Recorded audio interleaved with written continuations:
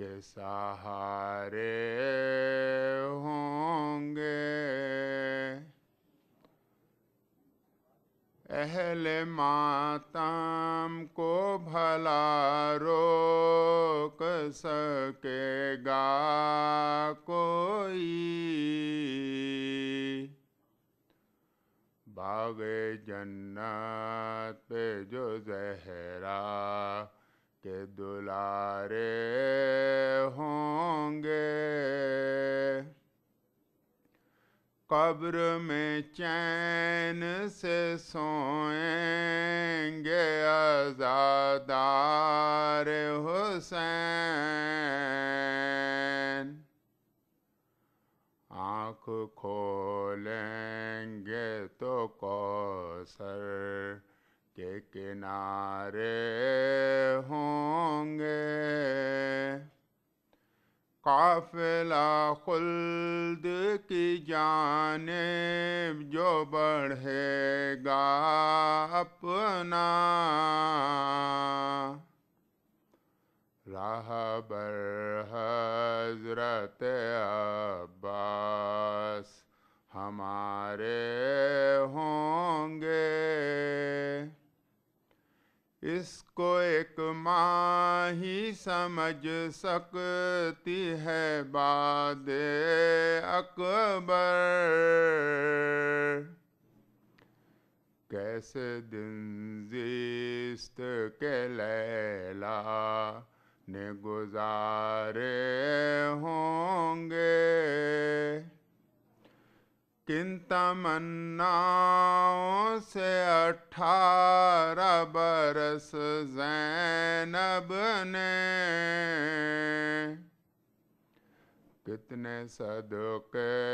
رخ اکبر کے اتارے ہوں گے، رو لو آج ہاتھوں سے سر پیٹ کے اصغر کو رباب، کل تو رسی میں بندھے ہاتھ تمہارے ہوں گے، فرد اعمال میں بس اشک ہمارے ہوں گے۔ درود بر محمد و آل محمد، اللہم صلی علی محمد و آل محمد۔ یہ وفات ام المومنین جناب خدیجہ کبریٰ کی یہ ایک مرثیہ ہے، اس کو میں تحت اللفظ کے طور پہ پڑھ رہا ہوں۔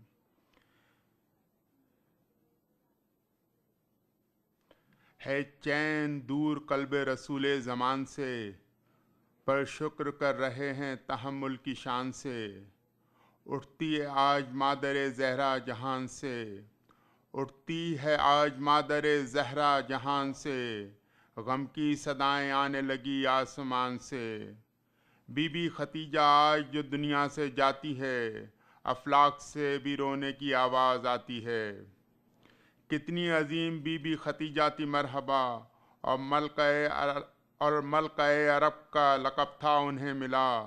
دولت کثیر خالق اکبر نے کی عطا، تقوی میں بھی بلند ملا ان کو مرتبہ، روشن تھے دو جہان رسول انعام سے، دیکھی نبی کی شان بہت احترام سے، دیکھا کہ نور چہرے سے روشن ہے صبح شام، خلد بری سے آ کے فرشتے بنے غلام، ہونٹوں پہ علم اور صداقت کا ہے کلام، مالک ہیں دو جہاں کے شہنشاہ خاص و عام، دل اور جاں سے مان لی عظمت رسول کی، بعثت سے پہلے دل میں کی بیعت رسول کی، اللہ نے بنا دیا جب زوجہ رسول، ایمان کا نور اور زیادہ ہوا حصول، اور دشمنان دین سے محمد تھے دل ملول، شوہر کی ناصرہ رہیں یہ مادر بطول، پتھر عدو لگاتے تو بڑھ کر بچاتی تھیں، سرطاعت رسول میں ہر دم جھکاتی تھیں، سانسوں میں یوں الجھتا تھا دم و مصیبتا، سینے میں غم سے گھٹتا تھا دم و مصیبتا، سینے میں ہائے رکتا تھا دم و مصیبتا، اور جسم سے نکلتا تھا دم و مصیبتا، ایک آہ سرد کھینچ کے مظلومہ مر گئیں، غم سہ کے اس جہان سے مظلومہ مر گئیں۔ سرکار کے لیے غم تازہ ہے سامنے، صدمہ بھی فاطمہ کا زیادہ ہے سامنے، بے جان ہائے بی بی ختیجہ ہے سامنے، اس محسنہ کا ہائے جنازہ ہے سامنے، صدمے سے ہائے ٹکڑے کلیجے کے ہوتے ہیں، سر کو جھکائے احمد مختار روتے ہیں۔ فرماتے ہیں رسول جہاں سے گزر گئیں، سہ سہ کے ظلم و رنج و تعب کوش کر گئیں، ہمسائی بن کے مادر عیسیٰ کے گھر گئیں، بی بی ختیجہ گھر میرا ویران کر گئیں۔ حملوں سے دشمنوں کے مجھے تم بچاتی تھیں، مجھ کو بچا کے جسم پہ پتھر بھی کھاتی تھیں۔ بیٹی پکاری ہائے ستم ہائے اماں جان، کیسے سہوں میں ہجر کا غم ہائے اماں جان، تم نے اٹھائے درد و الم ہائے اماں جان، نکلا ہے جسم زال سے دم ہائے اماں جان، تم جا رہی ہو قبر بسانے کے واسطے، زہرا ہے آج اشک بہانے کے واسطے۔ درود بر محمد و آل محمد۔ اللہم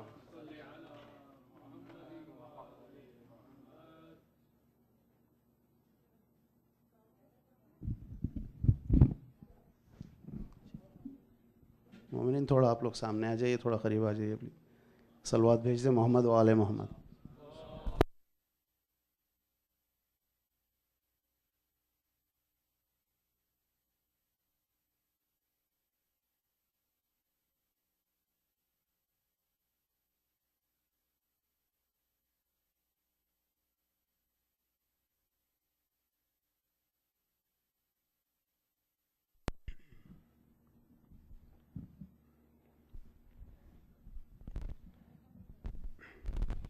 درود بھیجیں محمد اور آل محمد پر۔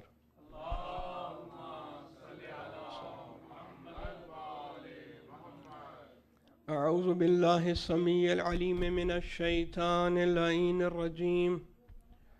بسم اللہ الرحمن الرحیم، الحمد للہ الذی لا یبلغ مدحته القائلون ولا یحصی نعماءه العادون ولا يعدي حقه المجتهدون، الذي ليس لصفته حد محدود ولا نعت موجود ولا أجل ممدود، فطر الخلائق بقدرته ونشر الرياح برحمته ووتد بصخور ميدان أرضه، ثم الصلاة والسلام والتحية والإكرام على خير خلقه وأشرف بريته ابو القاسم المصطفى محمد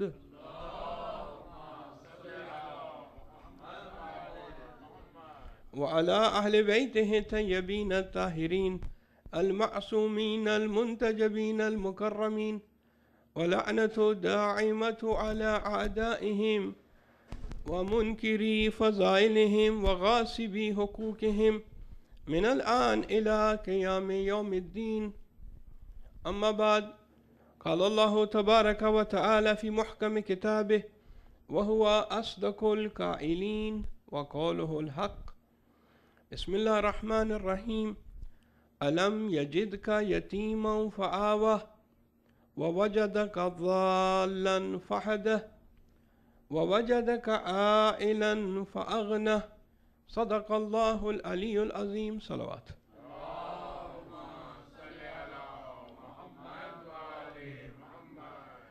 مومنین کرام، آج کی مناسبت جناب ام المومنین حضرت خدیجۃ الکبریٰ سلام اللہ علیہا کی وفات کی مناسبت ہے۔ 10 ماہ مبارک رمضان ہجرت سے 3 سال پہلے اس عظیم محسنہ اسلام ملیکۃ العرب کا انتقال ہوا مکہ میں، اور قبرستان ابو طالب میں بی بی کو دفن کیا۔ آج ہم اسی مناسبت سے یہاں جمع ہوئے ہیں، اور انشاءاللہ خواتین میں تابوت شبیہ تابوت جناب بی بی خدیجہ سلام اللہ علیہا بھی برآمد ہوگا،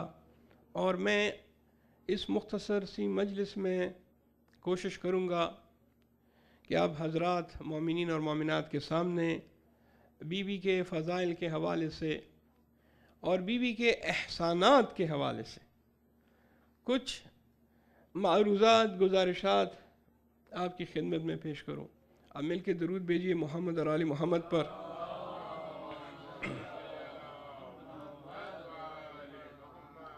سورہ ضحیٰ میں پروردگار عالم ارشاد فرماتے ہیں الم یجدک یتیما فآوہ، اے رسول کیا ہم نے آپ کو یتیم پا کر آپ کی سرپرستی نہیں کی؟ علماء تقدیر میں اس کی وضاحت لکھتے ہیں۔ تقدیر سے مراد بعض چیزیں ہوتی ہیں عربی زبان میں وہ تقدیر میں ہوتی ہیں، ظاہر میں نہیں ہوتی۔ تو علماء یہ فرماتے ہیں کہ یہاں تقدیر میں یہ لفظ ہے کہ الم یجدک یتیما فآوہ، کیا ہم نے آپ کو یتیم پا کر حضرت ابو طالب علیہ السلام کے ذریعے سے آپ کی پرورش نہیں کی؟ یعنی حضرت ابو طالب علیہ السلام کا احسان اپنے بھتیجے کے لیے یہ تقدیر میں موجود ہے۔ اور پھر الم یجدک ضالا فہدا، آیا آپ لوگوں کے درمیان وہ شہرت نہیں رکھتے تھے؟ ہم نے لوگوں کو آپ کی طرف رہنمائی نہیں کی؟ اب دیکھیں ترجمے مختلف ہیں، لیکن شیعہ علماء اس آیات کا ترجمہ اس طرح کرتے ہیں کہ گم گشتہ پا کر یا لوگوں آپ کی طرف لوگوں کی توجہ نہیں تھی، کیا ہم نے لوگوں کی توجہ آپ کی طرف مبذول نہیں کرائی؟ کیا ہم نے لوگوں کو آپ کی طرف رہنمائی نہیں کی؟ اور پھر الم یجد کا عائلاً، آئے ہم نے آپ کو کثیر الاولاد یا آپ کو ایسی حالت میں کہ جب آپ کو چیزوں کی ضرورت تھی پا کر ہم نے آپ کو غنی نہیں بنایا؟ اور اس میں پھر تقدیر میں کہتے ہیں مفسرین کہ بمال خدیجۃ الکبریٰ، آئے ہم نے مال خدیجۃ الکبریٰ سے آپ کو غنی نہیں کیا کہ جس سے آپ اسلام کی خدمت کر سکیں، اور جس طرح آپ نے کی۔ تو یہ بی بی کا مال و دولت تھی کہ جس کی بہت ضرورت تھی اس وقت اسلام کے اوائل میں، اور پروردگار عالم اسی کی طرف اشارہ فرماتے ہیں کہ جب آپ کو دین اسلام پر مال خرچ کرنے کی ضرورت تھی تو ایسے میں مال بی بی خدیجہ سے ہم نے آپ کی مدد کی۔ یہ تو قرآن مجید کا ظاہر اور باطن، بعض آیات ظاہر ہیں، بعض آیات جو ہیں وہ باطن میں ہوتے ہیں، تو ظاہری اور باطنی ترجمہ۔ اور اب اگر تاریخ کی طرف دیکھیں، تاریخ کے حوالے سے، تو یہ بات ثابت ہوتی ہے کہ واقعاً جو لقب ان کو محسن اسلام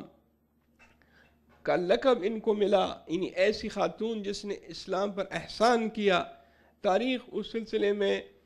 موجود ہے۔ اگرچہ تاریخ میں بھی بہت سی ایسی چیزیں ہیں کہ جو درست نہیں ہیں، اب یہ ہماری اور آپ کی تحقیق اور عقل کو استعمال کر کے جو صحیح تاریخ ہے اس سے حقیقت کو پہنچنا ہے، یہ ہمارا کام ہے، اور اس سلسلے میں محنت تحقیق کی ضرورت ہے۔ لیکن ایسے مسائل میں جو مسائل ابھی ہم جس طرح جناب بی بی خدیجۃ الکبریٰ سلام اللہ علیہا کی شخصیت کے حوالے سے اور ان کی اسلام کی خدمات کے حوالے سے جو مسائل ہیں، ہمیں ہمیشہ دشمن کی طرف سے، غیروں کی طرف سے ایسی چیزیں ملتی ہیں کہ جن کی چھان بین کرنا، تحقیق کرنا ضروری ہے۔ اور ہماری لڑائی دو محاذوں پہ ہے۔ ایک تو وہ محاذ ہے کہ جو غیر مسلمانوں کا محاذ ہے، جو عناد اور دشمنی کی وجہ سے ایسی چیزوں کا ہمارے درمیان لے کر آتے ہیں یا ایسی چیزوں سے انکار کرتے ہیں کہ جسے صاف عناد اور دشمنی معلوم ہوتی ہے۔ اور ایک ایسا محاذ ہے جس کو ہم محاذ داخلی کہتے ہیں، وہ مسلمانوں کا، کلمہ گوؤں کا جو کلمہ پڑھتے ہیں، ان کی طرف سے بعض ایسی چیزیں ہیں جو تاریخ کے حوالے سے، تفسیر کے حوالے سے بیان کی جاتی ہیں کہ جس میں کوشش یہ کی جاتی ہے کہ اہل البیت علیہ السلام کے فضائل کو کم کیا جائے، ختم کیا جائے یا اس کو جو ہے گھٹایا جائے۔ اب ان دو محاذوں پہ ہم کو لڑنا ہوتا ہے۔ لڑنے سے مراد یہاں پہ علمی جہاد، دو محاذوں پہ ہمیں علم کے ذریعے جواب دینا ہے اور حقیقت کو ثابت کرنا ہے۔ اگر ہم ظاہری دشمن کو دیکھیں جو کہ غیر مسلم ہیں تو ان کے اپنے اعتراضات ہوتے ہیں۔ اب حال ہی میں جو اعتراضات اسلام پر کیے جا رہے ہیں بالخصوص چند سالوں سے، اس میں جو اعتراض سب سے بڑا اعتراض کیا جا رہا ہے وہ جناب رسول خدا صلی اللہ علیہ وآلہ وسلم اللہم صلی علی محمد کی عظیم شخصیت پر اعتراض کرتے ہیں، اور ان کی شخصیت کو اس طریقے سے ظاہر کرنا چاہتے ہیں کہ ان کی شخصیت کو کم کیا جائے، ان کی پرسنالٹی کو کم کیا جائے۔ خیر ان سے زیادہ گلہ نہیں ہے کیونکہ وہ تو ہیں ہی دشمن غیر ہیں، اور وہ اس قسم کی باتیں کریں گے اور ہم جو ہے آرام سے سکون سے علم کے ذریعے ان کو جواب دیں گے۔ لہٰذا وہ اعتراض کہ جو بہت زیادہ آج کل ہو رہا ہے وہ یہ ہے کہ حضرت نے کئی شادیاں کی اور نعوذ باللہ معاذ اللہ یہ جو ہے شہوت پرستی ہے، اور شہوت کی وجہ سے آپ نے بہت زیادہ شادیاں کی۔ اب یہ ایک ایسا سوال ہے جو کہ زیادہ اٹھ رہا ہے، اور باقاعدہ ٹیلی ویژن چینلز پر بھی لوگوں کے سامنے غیر مسلمان یہ اعتراض کرتے ہیں۔ اب ان کو جواب دینا علمی طریقے سے بہت ضروری ہے،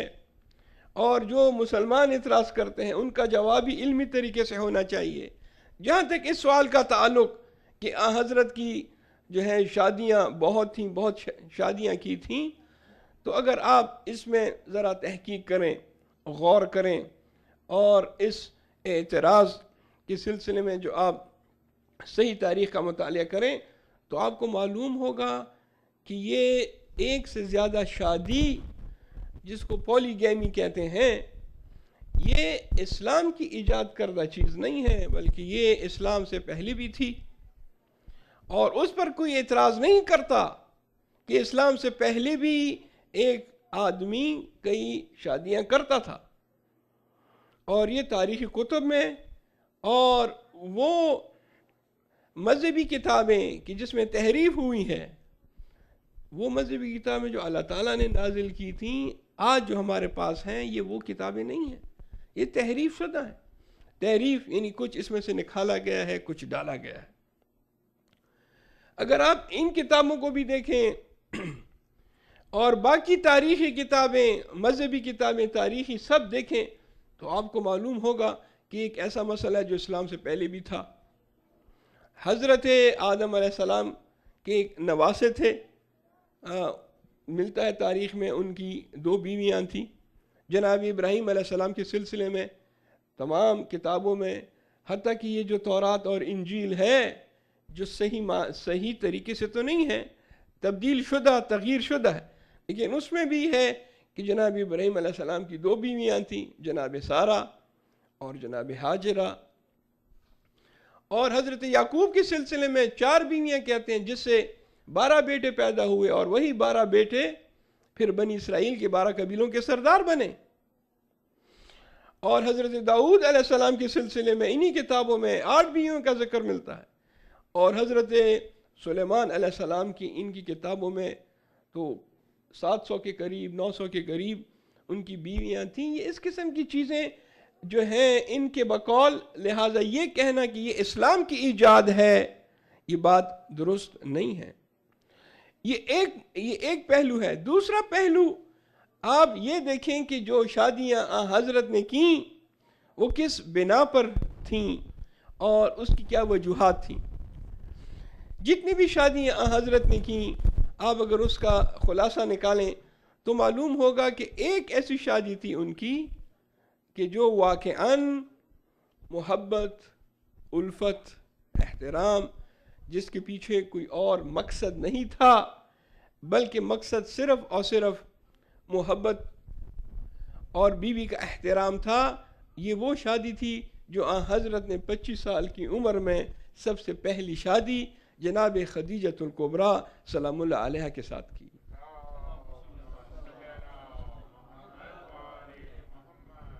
اس کے بعد جناب رسول خدا نے 10 اور شادیاں کی، لیکن اگر آپ ان کی زندگی کا حصہ دیکھیں کہ 25 سال کی عمر میں پہلی شادی اور جناب بی بی خدیجہ کے ساتھ 25 سال آپ رہے، تو 50 سال کی عمر یہ وہ زمانہ تھا جب حضرت 50 سال کی عمر میں جوانی ہوتی ہے، دولت بھی تھی،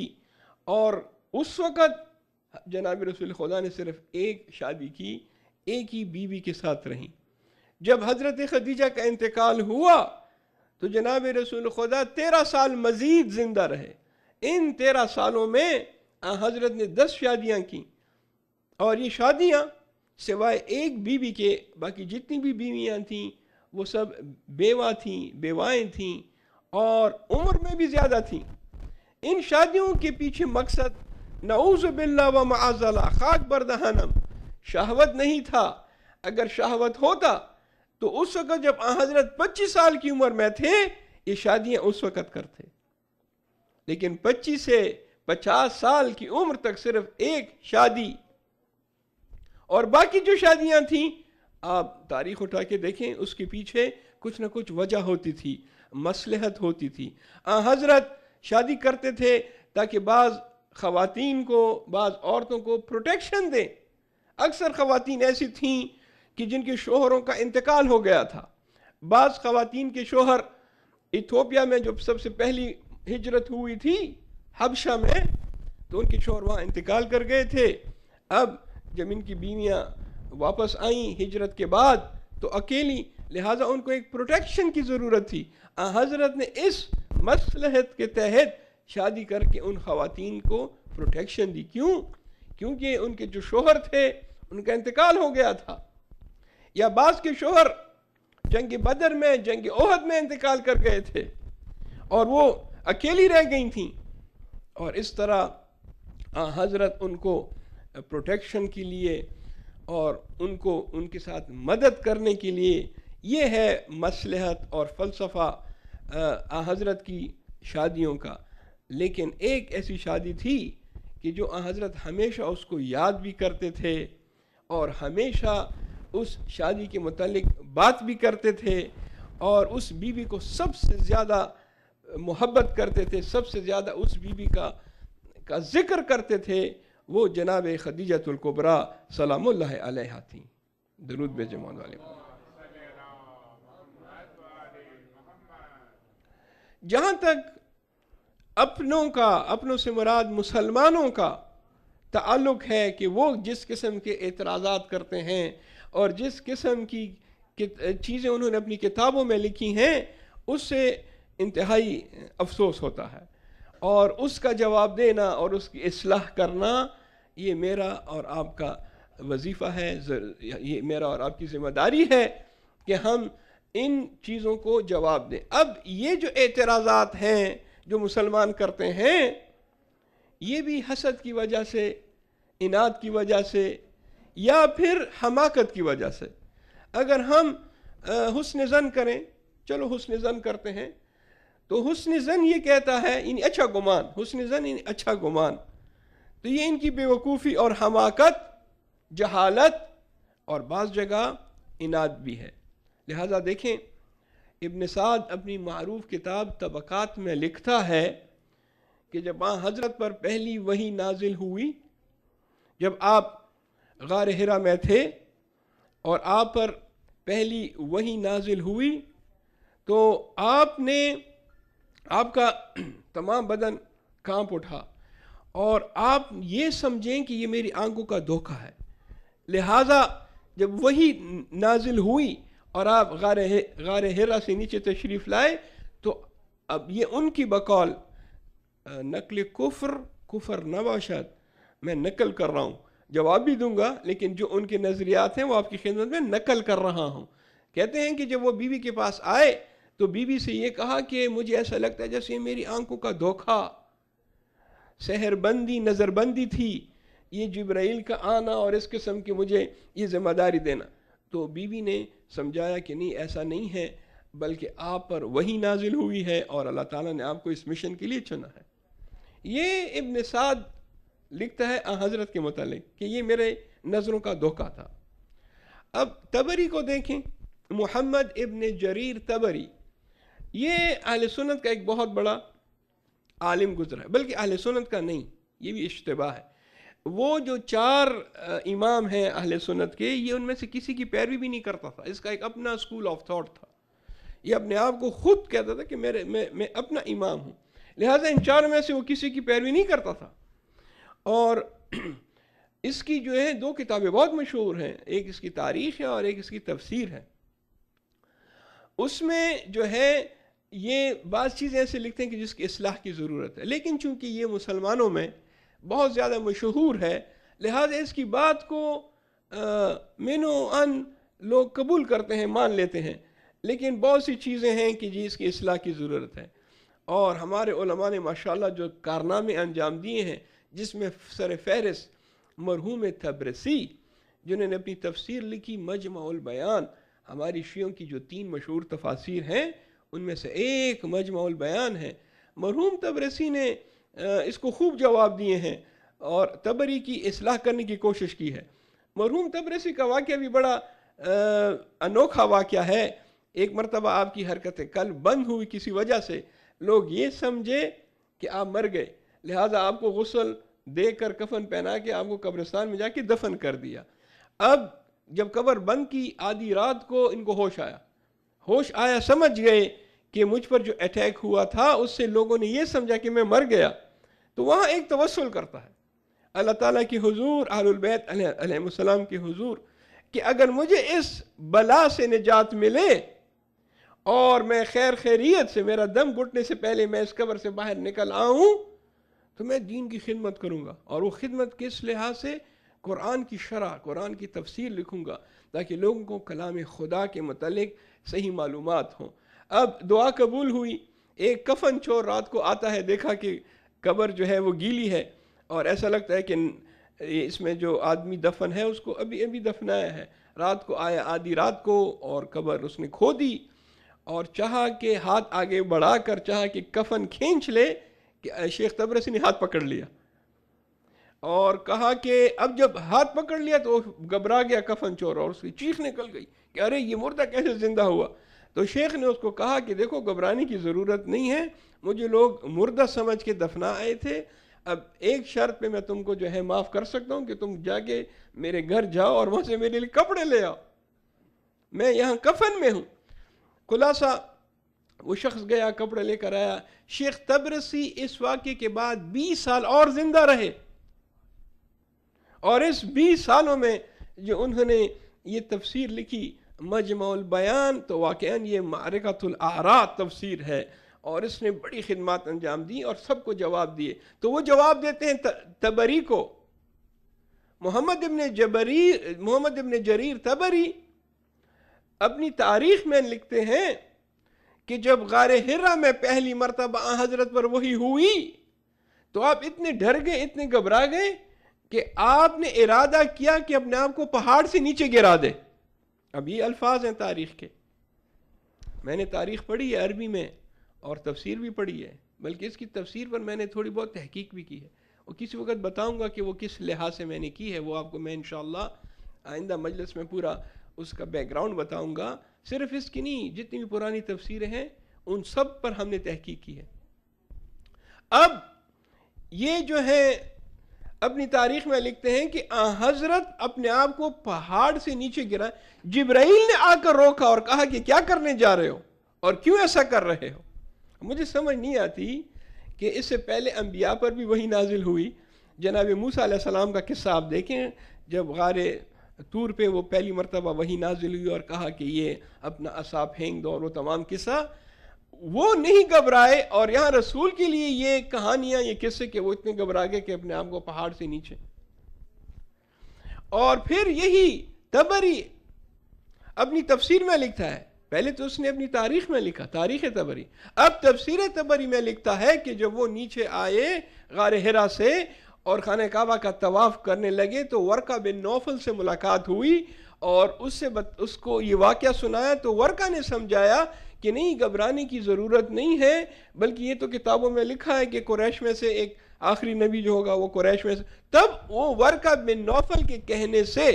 اب ورقہ بن نوفل کے متعلق کہتے ہیں کہ وہ عیسائی تھا لیکن جو جواب دے رہا ہے جناب رسول خدا کو، مثال دے رہا ہے حضرت موسیٰ کی. تو پتہ یہ چلا کہ اگر ورقہ بن نوفل کا یہ اپنا جواب ہوتا تو وہ کرسچن عیسائی تھا، اس کو حضرت عیسیٰ کی مثال دینی چاہیے تھی، لیکن مثال دے رہا ہے حضرت موسیٰ کی، جس کو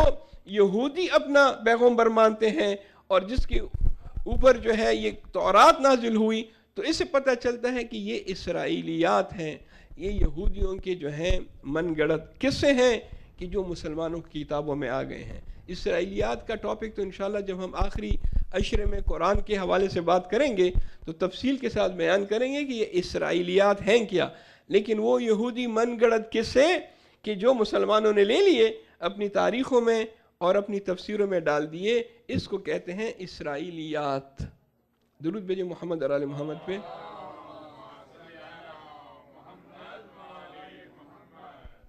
یہ وہ لوگ ہیں کہ جو حضرت کی اور ان کے آل پاک کی فضائل کو کم کرتے ہیں، گٹھاتے ہیں، ختم کرنے کی کوشش میں لگے ہوئے ہیں. اور یہی طبری جو ایک اپنے زمانے کا بہت بڑا عالم تھا، وہ اس واقعے کے تحت کہ جب پہلی وحی آئی تو اس کے بعد وحی کا سلسلہ کچھ عرصے کے لیے تاخیر میں چلا گیا، دوسری وحی اتنی جلدی نہیں آئی، بعض لوگ کہتے ہیں کہ 3 سال تک. اب ایسے میں یہ صاحب لکھتے ہیں کہ رسول خدا کو شک ہوا کہ کیا وجہ ہے وحی نہیں آ رہی، یہ وحی کیوں منقطع ہو گئی. تو کہتے ہیں کہ بی بی خدیجہ نے بھی اسے کہا کہ مجھے ایسا لگتا ہے، اب یہ میرے الفاظ ہیں، صحیح 100% الفاظ تو کچھ اور ہوں گے لیکن میں اپنے الفاظ میں بیان کر رہا ہوں کہ بی بی خدیجہ نے اپنے شوہر سے کہا کہ مجھے ایسا لگتا ہے کہ اب وحی کا سلسلہ منقطع ہو گیا، یا عبارت اخرى میرے اپنے الفاظ میں اللہ تعالیٰ نے اپنا ارادہ بدل دیا اور کسی اور کو نبی، آخری نبی بنانے کے چکر میں ہے. اس قسم کی باتیں، حالانکہ بی بی نے کبھی ایسا نہیں کہا. بی بی کی شخصیت وہ شخصیت ہے کہ جس نے سب سے پہلے آپ پر ایمان لائیں اور سب سے پہلے آپ کی تصدیق کی، اور اسی وجہ سے رسول خدا اکثر بی بی کو یاد کرتے تھے. اور ان کی ایک چھوٹی بی بی تھی جو اس سے کافی حسد کرتی تھی، جب آپ بی بی کا نام لیتے تھے تو وہ کافی جو ہے حسود ہو جاتی تھیں. یہ میں نہیں کہہ رہا، یہ بخاری کہتا ہے. بخاری میں 1 نہیں 2 نہیں کئی جگہوں پہ اس کا ذکر ہے کہ یہ چھوٹی بیوی ہمیشہ اس بات پر اس کو حسد ہوتا تھا کہ رسول خدا کیوں بی بی خدیجہ کو یاد کرتے ہیں. اور رسول خدا نے بھی کیسے یاد کیا، جب کبھی بھی آپ حضرت جب کبھی بھی کوئی بکرا دمبا قربانی کرتے تھے تو اس قربانی کا گوشت بی بی خدیجہ کی سہیلیوں کے گھر بھیجواتے تھے. یعنی نہ صرف یہ کہ بی بی کا احترام بلکہ بی بی کی سہیلیوں کا بھی احترام. اور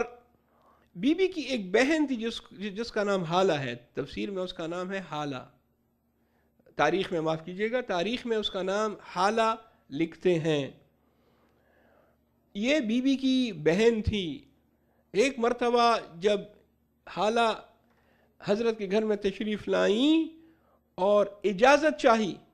تو حضرت اپنی جگہ سے اٹھ کھڑے ہوئے، خوش ہو کر احترام کے لیے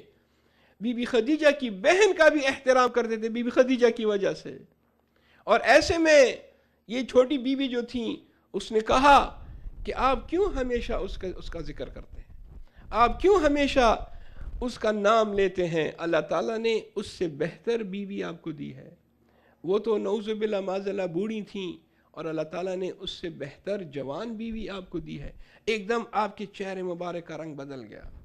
آپ کے چہرے مبارک پر غصے کے آثار نمودار ہوئے اور آپ نے کہا تم نے غلط کہا، اللہ تعالیٰ نے کبھی بھی بی بی خدیجہ سے بہتر بیوی مجھے نہیں دی، کبھی بھی ایسا نہیں ہوا. بی بی خدیجہ وہ ہیں کہ جس نے میری تصدیق کی جبکہ اس وقت لوگوں نے مجھے جھٹلایا. بیوی نے میری مالی مدد کی اس وقت جب مجھے مال کی ضرورت تھی، اور اللہ تعالیٰ نے اسی بیوی سے مجھے اولاد عطا کی جبکہ باقی بیویاں بانجھ تھیں۔ اور یہ بھی ایک حکمت ہی ہے، اتنی زیادہ بیویاں مگر اولاد جو اللہ تعالیٰ نے ان کو دی، بی بی خدیجہ سے دی۔ شاید ایک حکمت یہ ہو کہ یہ وہ بیوی ہیں کہ جس کا خطبہ حضرت ابو طالب نے پڑھایا تھا۔ حضرت ابو طالب علیہ السلام نے جو خطبہ پڑھایا، اسی سے خطبہ نکاح، اسی سے اللہ تعالیٰ نے حضرت کو اولاد عطا کی۔ اور حضرت ابو طالب کا خطبہ تاریخ میں ثبت ہے، تمام الفاظ ابتدا کرتے ہیں حمد سے، اللہ تعالیٰ کی حمد، اور اس کے بعد کہتے ہیں کہ ہمیں اللہ تعالیٰ نے آل ابراہیم سے بنا کر شرف حاصل کیا۔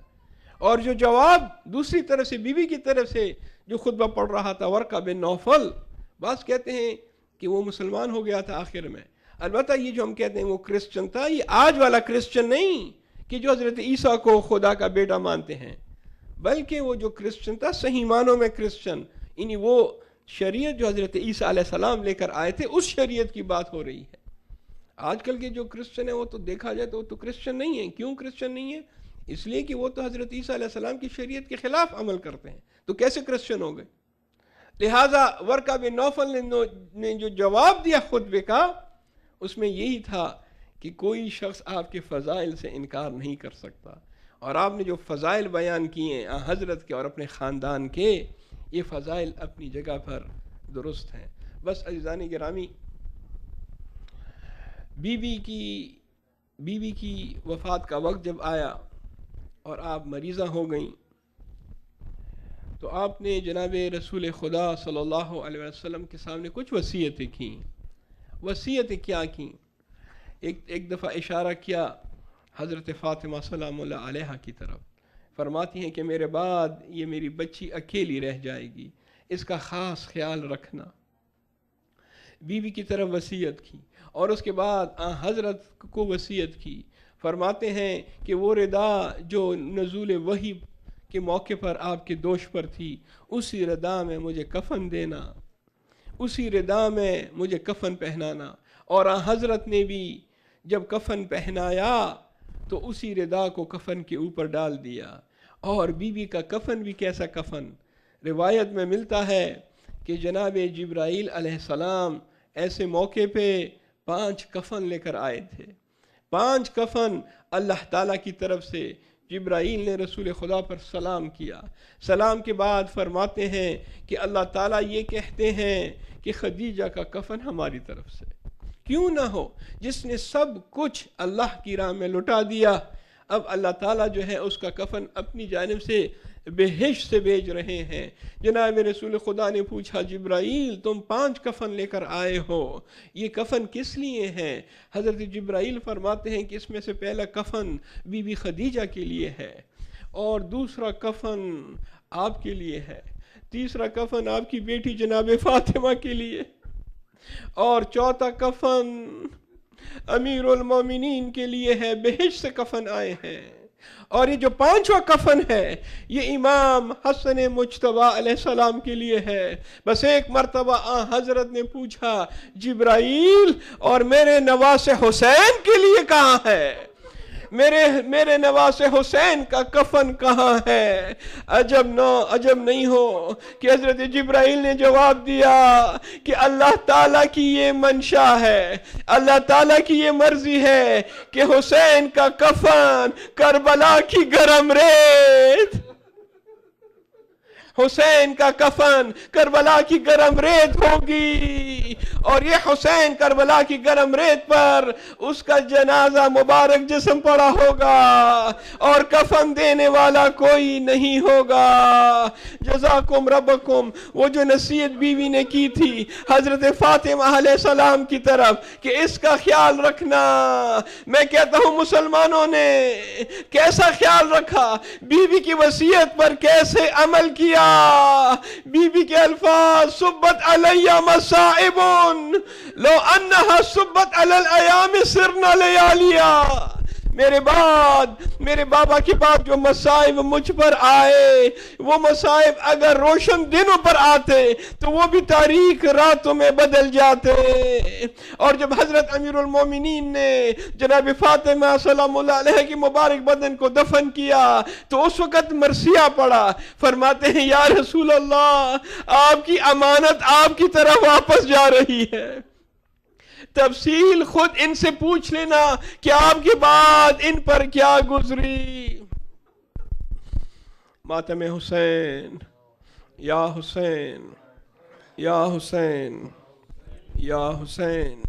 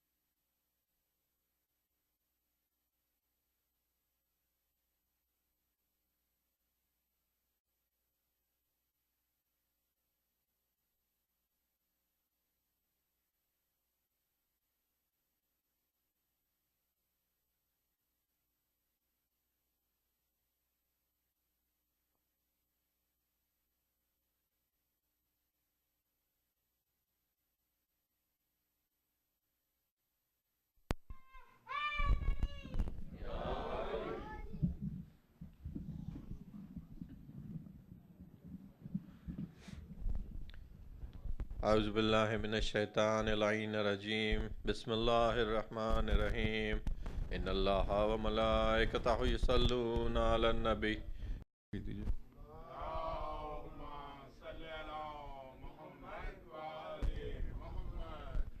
اعوذ باللہ السمیع العلیم من الشیطان اللعین الرجیم. بسم اللہ الرحمن الرحیم. والسلام علی سید الانبیاء والمرسلین بالقاسم محمد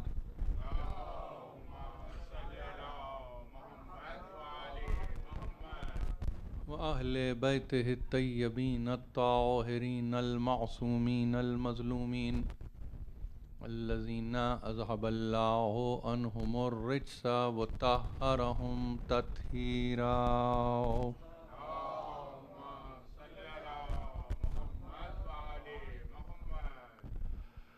عزیزان محترم، ہم اپنے سلسلے کی تقاریر پر باقی ہیں اور سورہ علق کی ابتدائی 5 آیتوں کو لے کر اس عنوان سے تقاریر کو یہاں پر قائم کرنے کی کوشش کی ہے. ہمارے لیے ظاہر ہے کہ سب سے اہم مسئلہ ان تقاریر میں یہ منوانا نہیں ہے کہ ہم درست ہیں اور کوئی غلط ہے. ہم اپنے عقائد کی فلسفیانہ توجیہ اور توضیح میں یکتا ہیں یہ نہیں ہے، بلکہ کچھ ایسی باتیں ہیں جو عمومیت رکھتی ہیں، اور اگر ذرا سی ہمت کی جائے تو آج بھی گنجائش ہے کہ مسلمان اپنے تمام تر ذاتی اختلافات کو بھلا کر اگر من حیث القوم اپنے اجتماعی مفاد کو پیش نظر رکھے تو صورت یہ ہوگی کہ ہم ایک خاص طریقے پر ایک خاص روش اختیار کرتے ہوئے اپنی منزل مقصود کو پالیں گے. اور اس تعلق سے سرکار رسالت مآب کی ذات والا صفات وہ بابرکت ذات ہے کہ آج بھی اگر مسلمانان عالم یہ چاہیں کہ ہم اتحاد اور یگانگت کی فضا چاہتے ہیں تو پھر یہی ذات ایک مرتبہ مسلمانوں کے لیے مستعین ہوگی، استعانت کرے گی، مدد کرے گی، اور نتیجے میں ظاہر ہے کہ تائید الہی ہوگی کہ جو آپ کے مقدر کو سنوار دے گی. یہ عقیدہ نہیں ہے، یہی دلیل بھی ہے.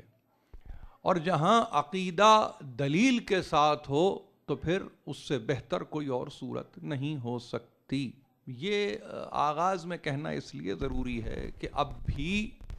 مختلف نوع افراد اپنے اپنے طور پر جب گفتگو کرتے ہیں تو وہ یہ سمجھتے ہیں کہ ایک نیا پوائنٹ آف ویو دینا شاید کامیابی کی دلیل ہے، یا ایک نئے نقطہ نگاہ کے ساتھ آنا کسی کامیابی کی دلیل ہے. ایسا نہیں ہے، بلکہ اس میں چیزیں الجھ رہی ہیں اور ہم چیزوں کو الجھانا نہیں چاہتے. یہ تو آغاز میں نے گفتگو کر دی. اس سے قبل کے گفتگو کو آگے بڑھاؤں، کل کے تعلق سے ایک معذرت میرے ان سننے والوں کے لیے کہ جو مجھے مسلسل انٹرنیٹ پہ سن رہے ہیں، اور کل کی تقریر بغیر آواز کے انٹرنیٹ پہ گئی. ظاہر ہے کہ اشاروں کی زبان کو تو نہ سمجھا جا سکتا ہے اور نہ ہی اس کے کوئی معانی کو اپنے طور پر انسان محفوظ کر سکتا ہے، لیکن کوشش بہرحال منتظمین کی یہ ہمیشہ رہتی ہے کہ آپ تک نہ صرف یہ کہ تصویر کی صورت بلکہ صوتی صورت میں بھی پورا پیغام پہنچے. اس سلسلے میں ظاہر ہے کہ آج خاص اہتمام کیا گیا ہے، اور اس اہتمام خاص کو نہ صرف یہ کہ آج کی حد تک بلکہ آئندہ آنے والی تقاریر میں بھی اس کے لیے اپنے آپ کو تیار کیا گیا ہے کہ پھر کوئی ایسی کسی قسم کی کوتاہی نہ ہو. بہرحال جو بھی ہوا وہ بہتر ہوا. لیکن اس سلسلے میں دو ایک باتیں اور کر دوں آپ سے، وہ یہ کہ پھر دہرا رہا ہوں اس بات کو کہ یہ تقاریر ظاہر ہے کہ آپ کو اویلیبل ہوں گی، فائلز میں آپ جائیں گے اور اس کو آپ دیکھیں گے تو آپ استفادہ کر سکیں گے۔ اب رہی بات یہ کہ دہرانے کی بات، حالانکہ تواتر کے ساتھ مجھ تک ٹیلی فونز آئے ہیں، اور اس میں یہ کہ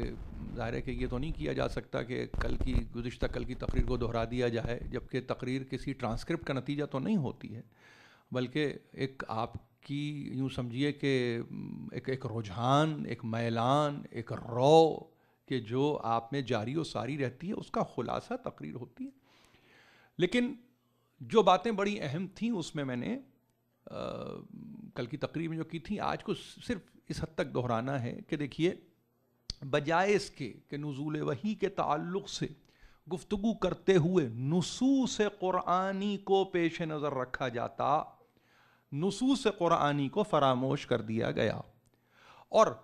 نص قرآنی کے مقابلے پر حدیث کو سامنے رکھ دیا، اور جہاں حدیث بمقابلہ نص اور نص قرآن ہو جائے تو پھر ظاہر ہے کہ ہمارے پاس اس کے معیارات مختلف ہیں، ہمارے پاس اس تعلق سے نتائج مختلف ہیں، اور سنگین نتائج ہیں اس طرح کے کسی عمل کے کہ قرآن کے مقابل حدیث کو رکھ دیا جائے اور حدیث میں سند کمزور ہو، راوی غیر معتبر ہو، ماحول نہ ہو، اور اس کے نتیجے میں یہ کہا جائے، اب یہ جو جملہ ہے یہ بڑا اہم جملہ ہے، اپنے دور کے بڑے ممتاز اسکالر ہیں ڈاکٹر اسرار احمد، گزر گئے دنیا سے، انہوں نے تو عجیب بات کی ہے صحیح مسلم اور صحیح بخاری کی اس حدیث کے تعلق سے، اور یہ کہہ کے کہ عروہ ابن زبیر اور عبداللہ ابن زبیر اس کے راوی ہیں، اور ام المومنین سے روایت کو نقل کیا ہے۔ سارے مسلمان آج انہی کی روایت پر نہ صرف یہ کہ یقین رکھتے ہیں بلکہ پورا بھروسہ رکھتے ہیں، اور صرف یہی نہیں بلکہ سند کے طور پر پیش کرتے ہیں۔ انہوں نے یہاں تک کہہ دیا کہ اگر اس حدیث سے کسی کو دلچسپی نہیں ہے تو گویا اسے نہ حدیث نبوی سے کوئی دلچسپی ہے، نہ سیرت نبوی سے کوئی دلچسپی ہے، اور تیسری بات انہوں نے یہ کی کہ نہ ایسے شخص کو علم الحقائق سے کوئی دلچسپی ہے۔ یہ ہمارے دور کے مفکر ہیں اور ظاہر ہے کہ اسکالر ہیں، دنیا بہت بڑی دنیا ہے جو کہ ان کو ان کی فکر سے نہ صرف یہ کہ کسب کرتی ہے بلکہ احترام بھی کرتی ہے۔ ہم بھی کسی کو غیر محترم نہیں جانتے، لیکن میں صرف یہ عرض کر رہا ہوں کہ میں حدیث پر یقین رکھتا ہوں، آپ حدیث پر یقین رکھتے ہیں، لیکن اگر کوئی یہ کہے آپ سے کہ کمزور حدیث پر یقین رکھو، کوئی اگر آپ سے یہ کہے کہ کمزور راوی پر یقین رکھو، کوئی آپ سے اگر یہ کہے کہ سند مضبوط نہ ہو تب بھی یقین رکھو، کوئی اگر آپ سے یہ کہے کہ جہاں قال رسول اللہ صلی اللہ علیہ وآلہ وسلم آ جائے تو بس ایمان لے آؤ، تو پھر ایسی صورت میں علم حدیث کا کیا ہوگا؟ میرا مسئلہ سب سے بڑا یہ ہے، میرا مسئلہ حدیث نہیں ہے، علم حدیث ہے، اس لیے کہ حدیث کی بھی اپنی ایک بنیاد ہے۔ آج اگر آپ قبول کرنے پر آ جائیں اور ہر حدیث کو آج کے زمانے میں 1432 ہجری میں آنے والی ہر حدیث کو آپ یہ کہیں کہ یہ حدیث معتبر حدیث ہے، یہ حدیث اسناد میں معتبر ہے، ہمیں راوی سے کیا کام، بس یہ کہہ دیا گیا کہ رسول اللہ نے فرمایا تو آمنا و صدقنا۔ ہم ایسا نہیں ہے کہ اپنے تعلق سے احترام نہیں کرتے، ہم احترام کرتے ہیں اصول کی بنیاد پر۔ اگر اصول نہیں ہے احترام نہیں ہے، اصول ہے احترام ہی احترام ہے۔ بالکل یہی بات میں اپنی تقریروں میں کر رہا ہوں۔ اس میں مطالبہ فقط یہ ہے کہ اپنی عقل کو اس حد تک استعمال کیا جائے کہ دیکھیں کہ علماء نے کیا کہا، فقہاء نے کیا کہا، خطباء نے کیا کہا، واعظین نے کیا کہا، ذاکرین نے کیا کہا، بڑے بڑے لوگوں نے کیا کہا، اور اس کے بعد خود فیصلہ کریں کہ کیا صحیح ہے کیا غلط ہے، وگرنہ بہت مشکل ہو جائے گی۔ فقط یہ کہہ دینا کہ صحیح بخاری اور صحیح مسلم میں ملنے والی اس حدیث پر اگر کسی کو یقین نہ ہو تو گویا اس کو حدیث نبوی سے اس کا علاقہ نہیں ہے، اس کا تعلق نہیں ہے، سیرت نبوی سے اس کی دلچسپی نہیں ہے، علم الحقائق سے وہ آگاہ نہیں ہے، حقیقتوں سے اور حقائق سے وہ آگاہ نہیں ہے، یہ کہنا ایک جذباتی فکر ہوگی، اس سے زیادہ اس کی کوئی علمی حیثیت نہیں ہے۔ میرے پاس میں جب گفتگو کرتا ہوں تو جذباتیت سے بالا تر ہو کے ہم گفتگو کرتے ہیں، اور جب ہم جذباتیت سے بالا تر ہو کے گفتگو کرتے ہیں تو ہم یہ چاہتے ہیں کہ وہ انسان جو عقلیت پسند ہو، تعقل پسند ہو، جس کے پاس ریزننگ کے کوئی معنی ہو، وہ ریزننگ میں اپنی عقل کو داخل نہ کرے بلکہ علماء کی عقل کو داخل کرے، فقہاء کی عقل کو داخل کرے، مجھ جیسے طالب علم کو بھی نہ سنے، اور اگر سننا ہے تو سند کے ساتھ سنے، حوالے کے ساتھ سنے، اور تب جا کے ایک مرتبہ کتاب کو دیکھے، ٹٹولے، کھنگالے، ورق گردانی کرے، اور اس کے بعد یہ کہے کہ ہاں یہ سند، یہ حوالہ، یہ ہمیں ملا ہے۔ میں مسلسل اپنی تقاریر میں اگر حوالہ دے رہا ہوں طبری کا، اگر حوالہ دے رہا ہوں جار اللہ زمخشری کا، اگر حوالہ دے رہا ہوں حافظ ابن کثیر کا، اگر میں آپ کو دیگر تفاسیر کے حوالے دے رہا ہوں، دیتا رہوں گا آنے والے دنوں میں، تو آپ پر لازم ہے کہ جا کر دیکھیے کہ میں کیا کہہ رہا ہوں، یہاں پر آرگومنٹ کو مضبوط کرنے کے لیے نہیں، بلکہ اپنے سے چھوٹوں کو فقط یہ بتانے کے لیے کہ گفتگو کا انداز کیا ہوتا ہے۔ وہ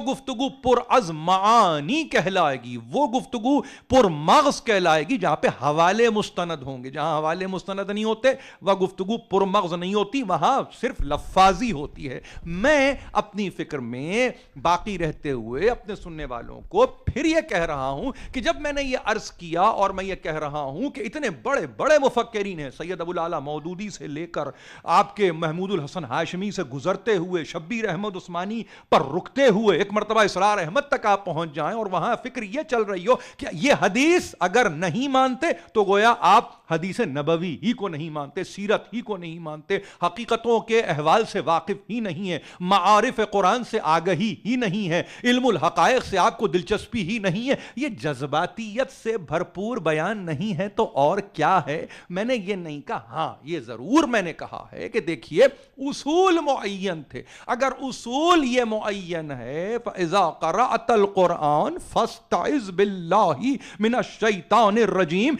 یہ اصول منہا کیسے ہوتا ہے آغاز اقرا پر، یہ اصول ختم کیسے ہو جاتا ہے آغاز علق پر، یہ اصول ختم کیسے ہو جاتا ہے جہاں اللہ کا نام نامی آ رہا ہے اور بیان کرنے والے کو حکم یہ دیا جا رہا ہے کہ پڑھو اس کے نام سے، پڑھو اس کا نام، لو اس کا نام، اب اس کے نام کو جاری و ساری کرو۔ تو ایسے موقع پر وہ جو ازلی دشمن ہے، وہ جو ابدی دشمن ہے، وہ جو انسان کا کھلا ہوا دشمن ہے، جس کے لیے کہا گیا کہ دیکھو وہ تمہارے لیے کھلا ہوا، وہ بین دشمن ہے تمہارا، سورہ یاسین پڑھنے والے بھول نہیں سکتے کہ جب ان سے یہ کہا گیا کہ جانو پہچانو، اپنے دشمن سے تو واقف ہو جاؤ، دوست کی گفتگو تو بعد میں ہوگی، پہلے دشمن کو تو پہچانو۔ جہاں دشمن کو پہچاننے کا سلیقہ ہوگا وہاں دوست پہچانا جائے گا، جہاں دشمن ہی کو نہ پہچانا جائے وہاں دوست اور دشمن میں کیا تمیز کی جا سکتی ہے؟ یہ ایسی حقیقتیں ہیں جنہیں سمجھنے کی ضرورت تھی، اور وہاں پر انسان تیار ہی نہیں ہے۔ سرکار رسالت مآب کے تعلق سے گفتگو کرتے ہوئے فقط یہ کہہ دیا کہ ایک لہجہ تھا، ایک سخت لہجہ تھا، ایک کرخت آواز تھی، ایک بلند آہنگ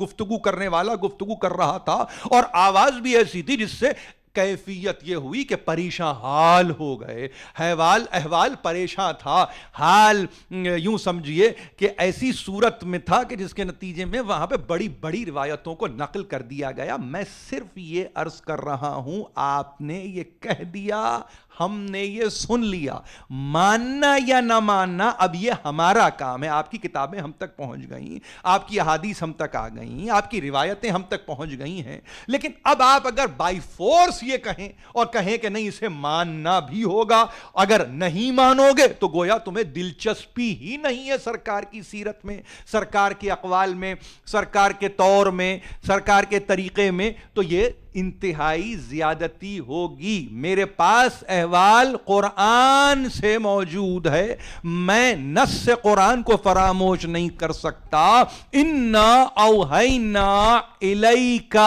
ہم نے تمہاری طرف وحی کی۔ ایک مرتبہ آواز بلند صلوات۔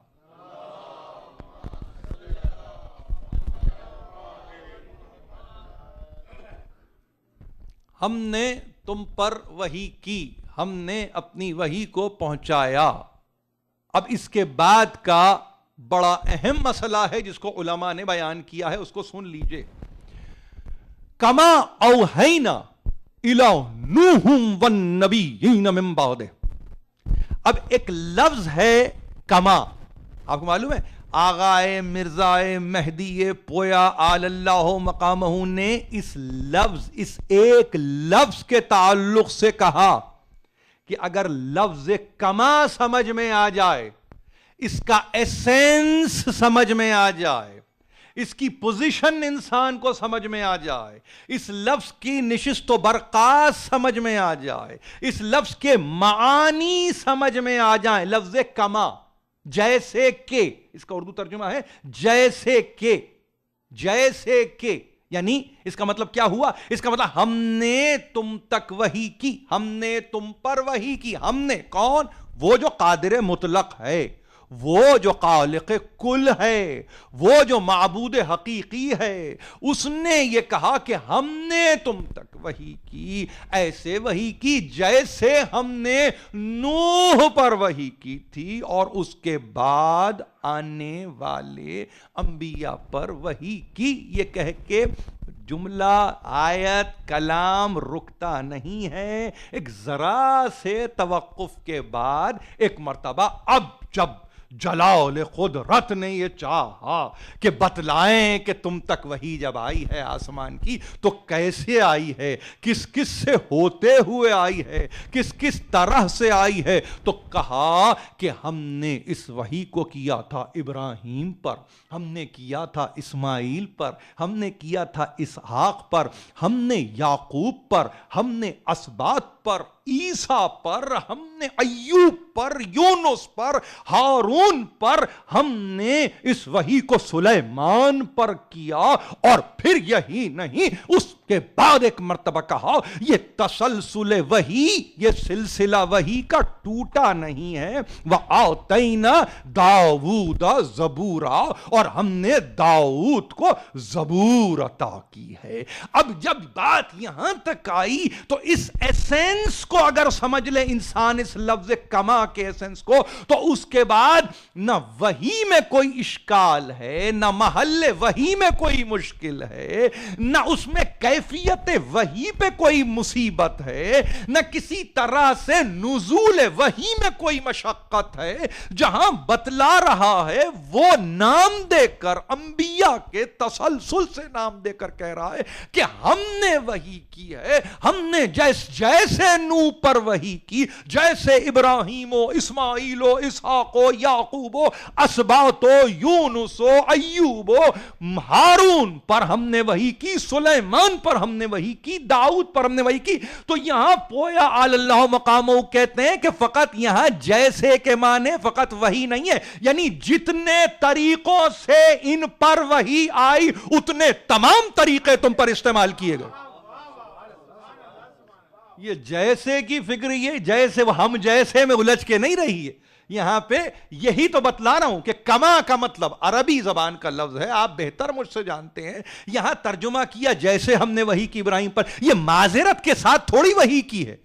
یہ ہاتھ جوڑ کے تھوڑی وحی کی ہے, نعوذ باللہ. یہ اس طرح تو وحی نہیں کی ہے کہ بس ہم نے جیسے ان پر کی تھی. اس جیسے میں قوت کو تو دیکھیے, اس جیسے میں قدرت کو تو دیکھیے, اس جیسے میں طاقت کو تو دیکھیے, اس جیسے میں استقامت کو تو دیکھیے, اس جیسے میں کیفیت وحی کو تو دیکھیے. یعنی اگر نوح کے تعلق سے وحی ایسے آ رہی ہو کہ تم بناؤ فلک, ہم دیکھ رہے ہیں تمہیں, یہ وحی کے تعلق سے گفتگو کرتے ہوئے ہماری نگاہوں کے سامنے اپنے فلک کو تیار کرو, اپنے سفینے کو تیار کرو, تو اس کا مطلب یہ ہے نگاہ قدرت میں ہر آن محمد عربی ہے. آنے واحد کے لیے ایسا نہیں ہے کہ وہ محمد سے غافل ہے. یہ نوح کی مثال ہے. ابراہیم, آپ غافل نہیں ہیں ابراہیم سے. دنیا کہتی ہے حالت منام, حالت نوم. عجیب بات یہ ہے, عجیب بات یہ ہے, وہ انسپریشن سمجھ رہا ہے قاب کو, بیٹا انسٹرکشن سمجھ رہا ہے قاب کو. عجیب و غریب بات ہے یہ معمولی بات نہیں ہے, یہ معمولی بات نہیں ہے. یعنی اس کا مطلب کیا ہوا, کیسے سرکار رسالت مآب ہر دور میں آنے والے سلسلے کے ساتھ جڑے ہوئے ہیں، وابستہ ہیں وحی کے تعلق سے۔ اگر کیفیت وحی نوح پر کچھ اور ہے تو اس میں داخل ہیں، ابراہیم کے تعلق سے کچھ ہے تو اس میں داخل ہے، اسماعیل کے تعلق سے ہے تو داخل ہے، اسحاق کے تعلق سے ہے تو داخل، یعنی وحی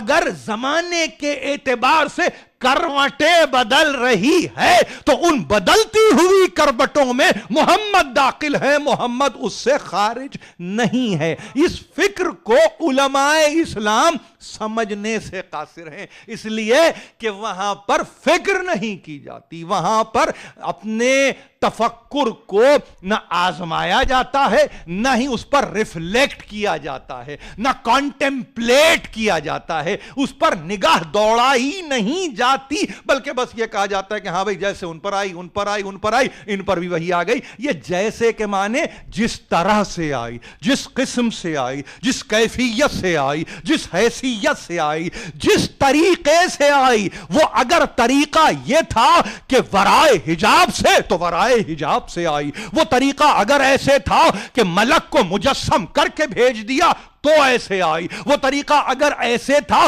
کہ آنے واحد میں ایک اشارہ تھا جو سریع السیر تھا اور قلب پر وارد ہو گیا تو ایسے وحی آئی۔ یہ وحی کے طریقے تھے۔ میں نے شورا کی آیتوں کو پڑھ دیا، اب دہراؤں گا نہیں، مگر صرف یہ بتانا چاہتا ہوں کہ ہمارے پاس علماء نے اس تعلق سے احتیاط سے کام لیتے ہوئے کہا جتنے نام آئے ہیں، جتنے نام آئے ہیں، ان سارے ناموں میں جو بھی احوال وحی کا بنتا تھا سب میں سرکار رسالت مآب ہر کیفیت میں داخل ہیں۔ اس کا مطلب یہ ہے کسی کو اگر عالمین کے لیے رحمت بنا کے بھیج رہا ہے تو فقط برائے نام رحمت بنا کے نہیں بھیجتا، عالم کے لیے نہیں، عالمین کے لیے رحمت۔ اس میں کوئی گزشتہ نہیں ہے، اس میں کوئی آئندہ نہیں ہے، اس میں کوئی حال نہیں ہے، یعنی جو زمانے پر محیط ہو جائے وہ عالمین کے لیے رحمت بنتا ہے۔ اس کا مطلب یہ ہوا کہ جہاں پر وحی کا تصور آئے گا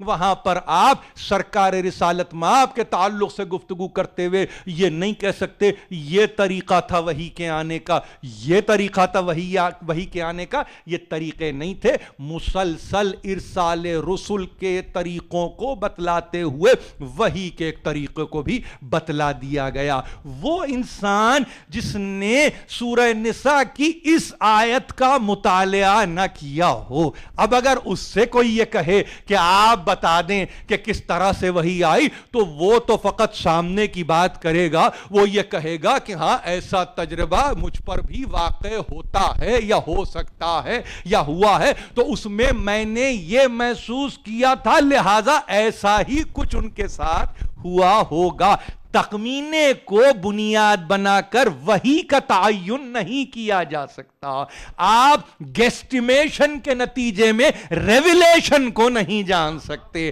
آپ ایسٹیمیشن کے نتیجے میں ریویلیشن کو نہیں جانتے۔ اس کا مطلب کیا ہوا؟ اس علم کو حاصل نہیں کیا جاتا، یہ من لدن ہے، اور پھر من لدن بھی ایسے نہیں ہے جس کو چاہتا ہے۔ یہ کیا کیفیت ہے؟ یہ اس کا احسان عظیم ہے،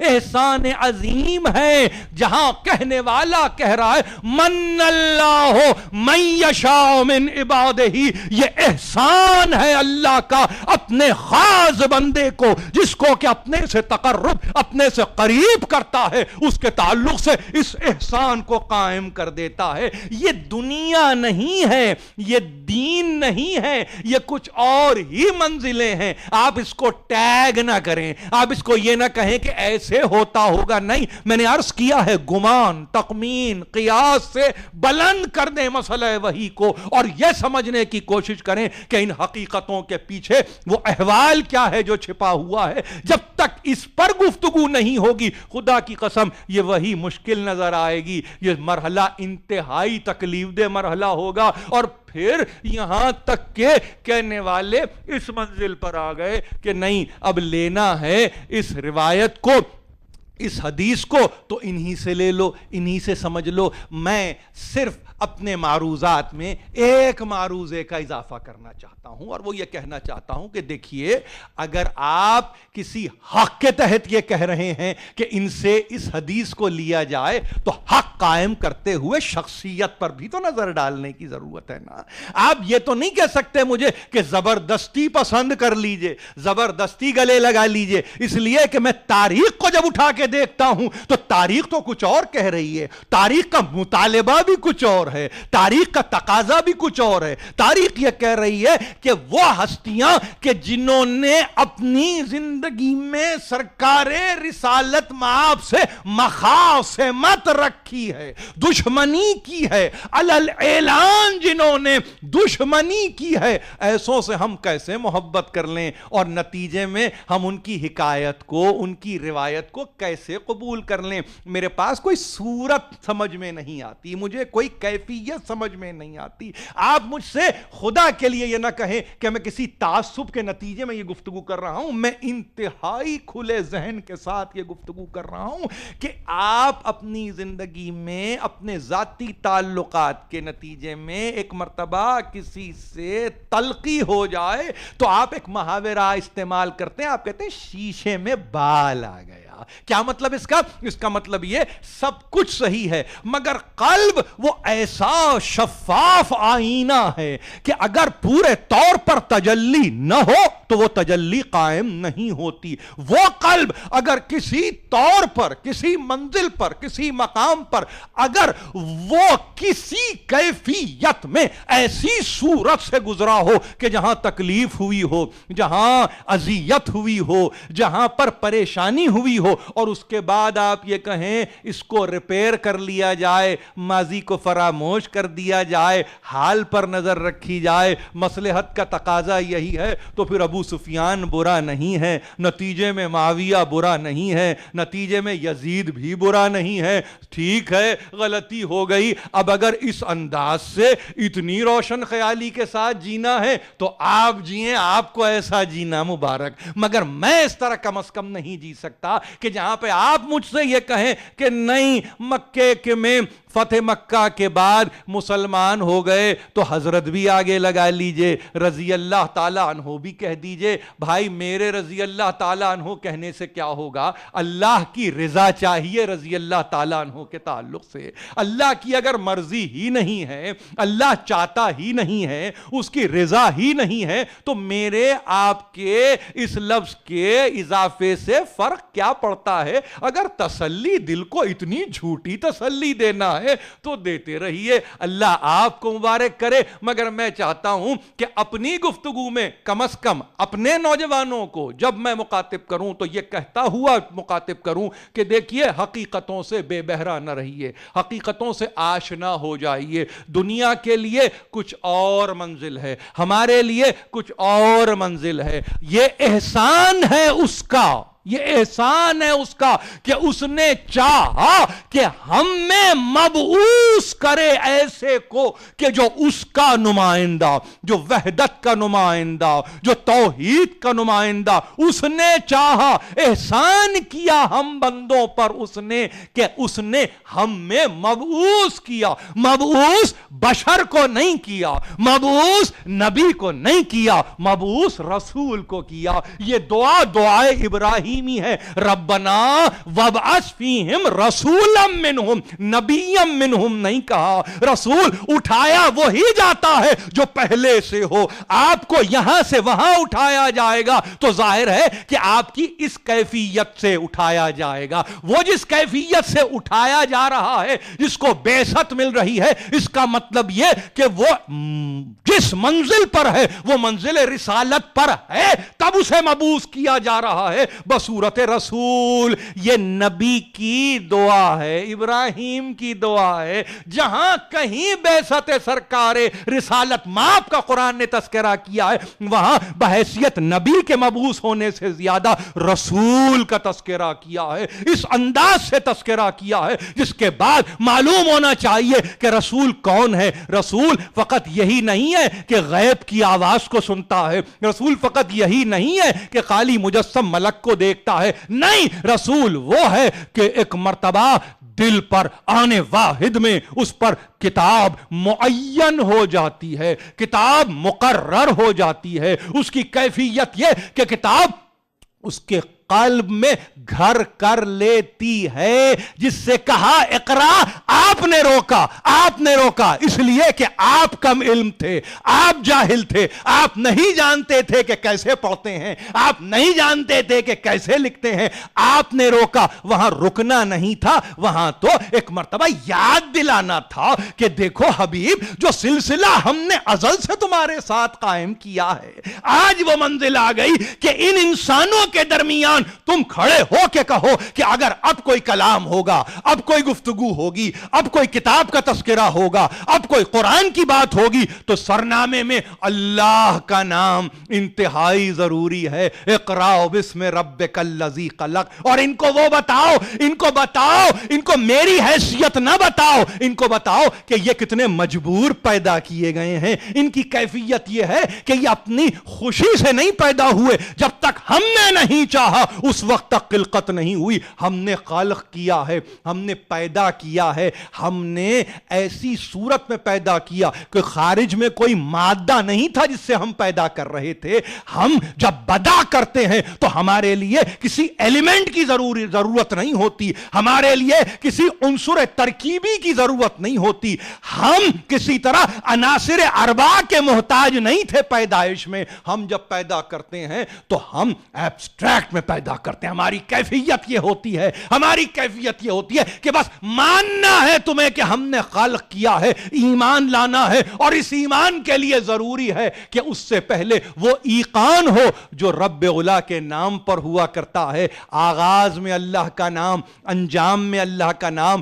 ابتدا میں اس کا نام, انتہا میں اس کا نام. تو اس کا مطلب کیا ہوا؟ جہاں آغاز و انجام میں اس کا نام ہے, ابتدا اور انتہا میں اس کا نام ہے, تو پھر وہ درمیانی زندگی جو 60 برس کی ہے, 65 برس کی ہے, وہ کیسے کسی اور کے نام پر گزر سکتی ہے؟ اس کا مطلب یہ ہے کہ اب ہم کو بحیثیت مسلمان نہیں, بحیثیت انسان کے جس فرض سے آگاہ ہونا چاہیے, وہ فرض یہی ہے کہ دیکھیں اس انداز سے گفتگو ہو کہ جو نہ کسی صورت توحید کی نفی کرتی ہو, جو کسی صورت کہیں ایسا نہ ہو کہ وہ نبوت و رسالت کی نفی کر رہی ہو, بلکہ کہیں ایسا نہ ہو کہ اہانت کر رہی ہو نبوت و رسالت کی, کہیں ایسا نہ ہو کہ توہین کر رہی ہو سرکار رسالت مآب کی, بلکہ اس منزل پر گفتگو ہو, اس مقام پر گفتگو ہو کہ جہاں پر ہر وقت ہر آن آپ پر رحمت ہی رحمت رہے, کہیں آپ کسی زحمت میں گرفتار نہ ہو جائیں. آج جاتے جاتے اگر یہ کہوں مسلمان کسی زحمت میں مبتلا ہے تو اپنے اعمال کی وجہ سے زحمتوں میں مبتلا ہے. آج اگر اعمال درست ہو جائیں یہ زحمتیں ختم ہو جائیں. فقط یقین رکھنے کی ضرورت ہے, یقین رکھنے کی ضرورت ہے. جہاں یقین نہیں رکھا جاتا وہاں زحمتیں مقدر بن جاتی ہیں. یہی گفتگو آج کر رہا ہوں اس اعلان کے ساتھ کہ سرکار رسالت مآب پر گفتگو اس وقت تک مکمل نہیں ہوتی جب تک جناب ختیجہ کے تعلق سے بھی گفتگو نہ ہو جائے. کل کا دن میں نے ابھی منتظم اعلیٰ سے یہاں کے کہا ہے کہ میرے لیے معین کیا جائے کہ جس میں چاہتا ہوں کہ آپ نہ صرف یہ کہ مجھ سے اس تعلق سے گفتگو سنیں جو مسلسل سن رہے ہیں, بلکہ اس شہزادی کے تعلق سے بھی گفتگو سنیں کہ جس کا حق بنتا ہے کہ اس پر گفتگو کی جائے, جس کا حق بنتا ہے کہ جس کے معارف کو بتلایا جائے, جس کا حق بنتا ہے کہ اس کی حقیقت کو آشکار کیا جائے. یہ معمولی ہستی نہیں ہے, یہ معمولی ہستی نہیں ہے. میں اس ہستی کا تذکرہ اس انداز سے نہیں کروں گا جس میں کہوں آخری 2 دقیقے ان کے لیے, نہیں, ہمارے ان کے لیے ہماری کل حیات بھی کم ہے اگر ہم اس احسان ہی کا تذکرہ کریں جو ختیجہ نے احسان کیا ہے اپنے نبی پر نہیں, امت تک, قیامت تک کے لیے, پوری امت پر وہ احسان ہے جناب ختیجہ کا جو قیامت تک کے لیے رہ جائے گا. یہ معمولی احسان نہیں ہے, اس کو سمجھنے کی ضرورت ہے. مگر جاتے جاتے صرف اتنا کہوں, اس تقریر کو نہ صرف یہ کہ سنیے, شرکت کیجئے, محفوظ کیجئے, اور اس تعلق سے مطالعے کی ضرورت ہو تو مطالعہ کیجئے، اس لیے کہ یہ وہ ہستیاں ہیں، یہ وہ مقدرات اسلام ہیں، یہ وہ مقدرات اسلام ہیں کہ جن پر سیر حاصل گفتگو ہونی چاہیے اس انداز سے کہ جس کے نتیجے میں روز محشر شافع محشر کے سامنے یہ بھی کہے ہاں میرا تذکرہ کیا تھا، حق ادا کیا تھا، میرا تذکرہ کیا تھا، حق ادا کیا تھا۔ توفیقات میں اضافے کا طالب ہوں بصورت دعا، اور احتیاج ہے دعا کی کہ پروردگار رب زدنی علما۔ وآخر دعوانا ان الحمد للہ رب العالمین۔ الہی و سیدی و مولایا و ربی، پروردگار اس قلیل توسل کو ہم سے قبول فرما، جو ہم میں پریشان حال ہیں ان کی پریشانیوں کو دور فرما، جو ہم میں بیمار ہیں ان کو شفاء کامل عطا فرما، جو ہم میں بے روزگار ہیں انہیں روزی مہیا فرما۔ پروردگار ہمیں کوئی غم نہ دے سوا غم آل محمد کے، تعجیل فرما، ظہور حجت فرما۔